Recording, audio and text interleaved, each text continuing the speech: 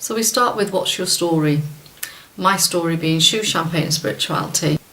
But I've been struggling with writing about shoes, champagne, getting up a web page. I've been struggling with getting anything on paper and launching it.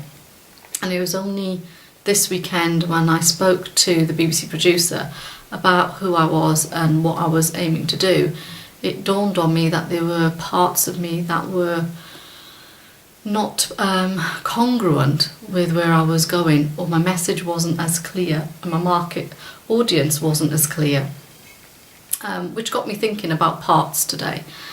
And a good friend of mine, Sandra Hughes, coached me, and I'd like to just share with you the process that I went through.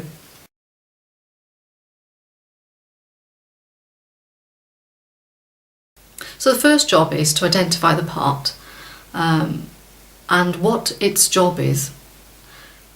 Once you've identified the part and what its job is, you may find that this part may be wounded.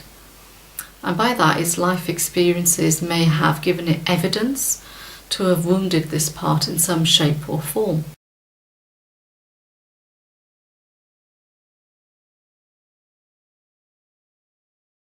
So for example, my part and its job was to protect me.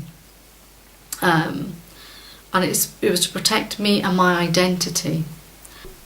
The work that we did was to work out what the role of the protector was for this part of being judged. And for me, that was to keep me safe.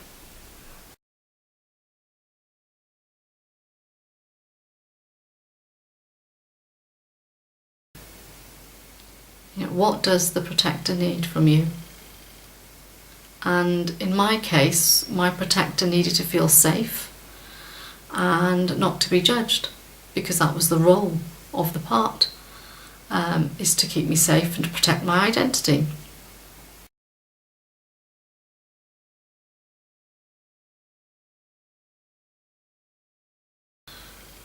So shoes, champagne, spirituality didn't fit anymore because that was very Western.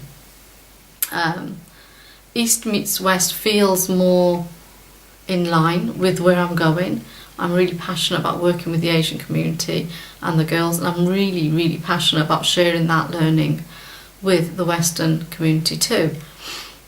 However, if I went in with shoes, champagne and spirituality, I think I would have missed my target market audience.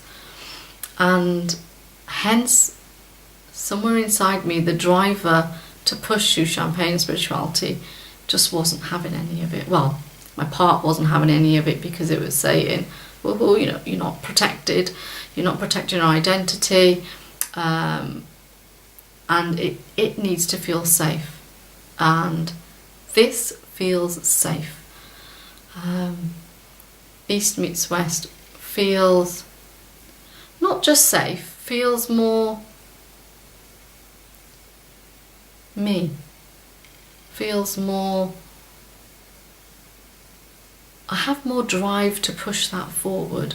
I do not want to offend anybody with who I am and what I do, and this isn't about not having a voice and not being true.